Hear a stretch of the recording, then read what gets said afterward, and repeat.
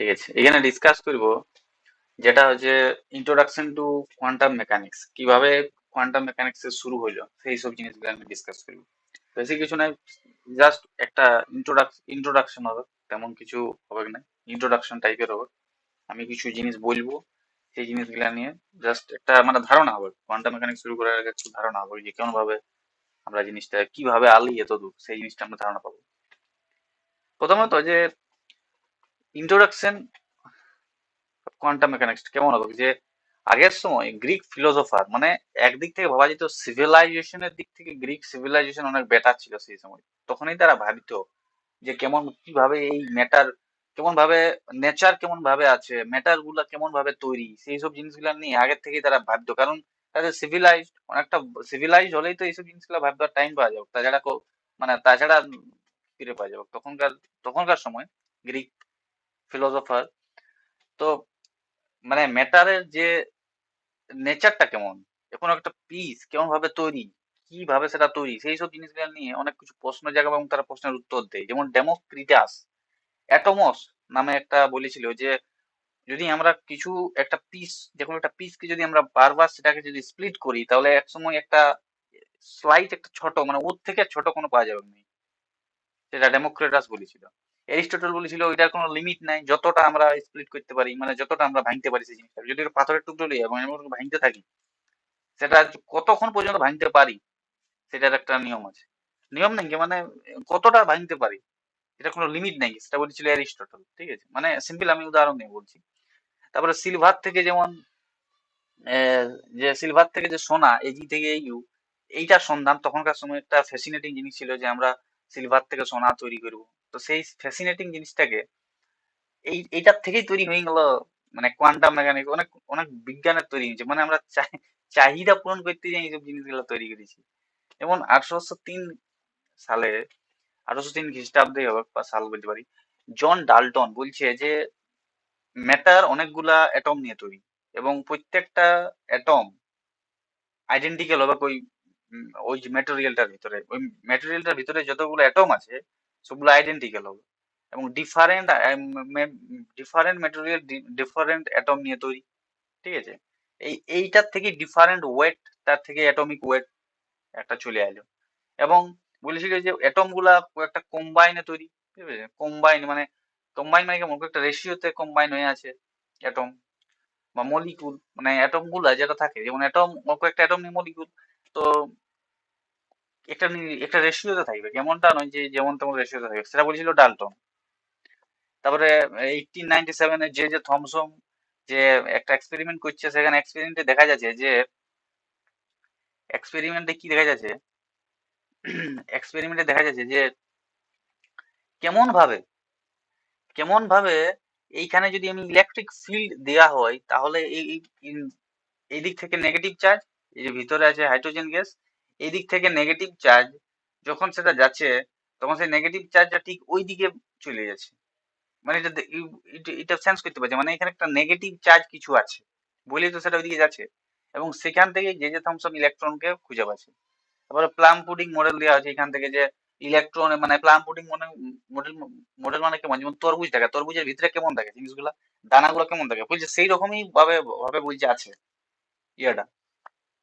ঠিক আছে, মানে বলছে ইলেকট্রন গুলো বাকিগুলো ছড়ায় আর সেই রকম ভাবে আছে প্রোটন বা পজিটিভ কোনো চার্জ আছে। ঠিক আছে, অমনি ভাবে মানে ধারণা করছে সেই সময়, কারণ তখন আমরা অত সব জানি না, আর এখনো আমরা অনেক কিছু জিনিস জানি না, সেগুলো আমরা জানবো। 1899 মানে 1899-এ হেনরি বেকারেল রেডিও অ্যাক্টিভিটি ইয়া করছে এবং সেখানে যে সেখানে যে এই যে এক্সপেরিমেন্টটা করছে, এখানে রেডিও অ্যাক্টিভ এলিমেন্ট তার থেকে যেগুলো বাইর হচ্ছে সেটার থেকে বুঝতে পারা যাচ্ছে যে এইখানে কেমন কেমন পার্টিকেল সেটার থেকে বাইর হচ্ছে। যেমন একটা যে বিটা রে পার্টিকেল, গামা রে পার্টিকেল, আলফা রে পার্টিকেল। ঠিক আছে, নেগেটিভ, নিউট্রাল, পজিটিভ, এইগুলা হেনরি বেকারের রেডিও অ্যাক্টিভিটি যে শুরু করেছিল মানে যে খোঁজ করেছিল সেই জিনিসটা এক্সপেরিমেন্টে পাচ্ছে। তারপরে 1911-এ রাদারফোর্ড যে গেইগার এবং মার্শান, আমরা তো গেইগার কাউন্টারও জানি, ঠিক আছে, ওটা জানবো বা জানি। মার্ডসেন, যেখানে ওরা দুজন কি ছিল, ছিল মনে হয় যে এইচওডি ছিল, হ্যাঁ, আর এই দুজন স্টুডেন্ট ছিল। বা ওর মনে হয় যে সেই পিএইচডি টা কেমন হয়, পিএইচডি তে ওর তো ইয়ে তো থাকে, তো একজন হেড থাকে। তো সেই সময় এইটা করেছিল যে রেডিয়াম ব্রোমাইড যে আলফা পার্টিকেল, এই গোল্ড ফয়েলের যে এক্সপেরিমেন্টটা, যেখান থেকে এই Br2 থেকে যখন পজিটিভ আলফা পার্টিকেল ছোড়া হচ্ছে তখন সেটা ডিফ্লেক্ট হচ্ছে।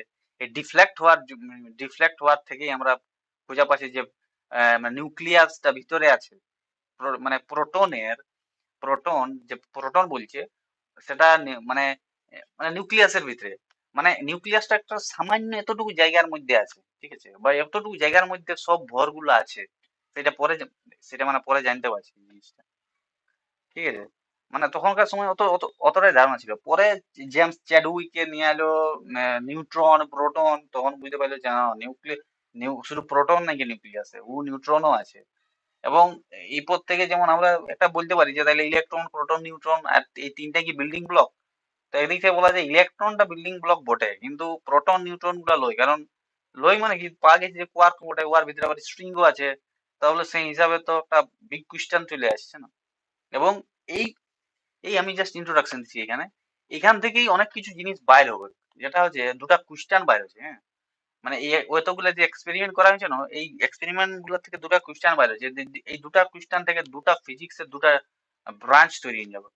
যেটা হচ্ছে, একটা হচ্ছে নিউক্লিয়ার, একটা হচ্ছে কোয়ান্টাম। এখানে বলছে যে why not protons are not repelling each other inside the nucleus. নিউক্লিয়াসের যে ভিতরে যে প্রোটন গুলো আছে তারা পরস্পরকে রিপেল করছে না কেন? যদি রিপেল না করে তাহলে কি আছে? এইটার যে উত্তর দিতে দিতে আমরা নিউক্লিয়ার ফিজিক্স পাবো। আর why not a charge particle electrons is radiating even it's accelerate. যদি ইলেকট্রন অ্যাটমের চারদিকে অ্যাক্সিলারেট, মানে মানে অ্যাটম আর বলছি নিউক্লিয়াসের চারদিকে অ্যাক্সিলারেট হচ্ছে, তাহলে অ্যাক্সিলারেট হলে তো রেডিয়েট করবে, কোনো এনার্জি রেডিয়েট করবে, কিন্তু রেডিয়েট করছে না কেন? সেটার উত্তর দিতে কোয়ান্টাম মেকানিক্স পাবো। এবং 1801 থমাস ইয়ং বা ডবল স্লিট এক্সপেরিমেন্ট করছে, যেখানে যেখানে পাচ্ছে লাইট, লাইট দ্বারা যেটা পাচ্ছে সেটা ইলেকট্রন দ্বারা পাচ্ছে, মানে পার্টিকেল দিয়ে যেটা করলো যেটা পাচ্ছে সেটা ইলেকট্রন দিয়েও পাচ্ছে, মানে দুটার ক্ষেত্রেই সেম পাচ্ছে, ঠিক আছে।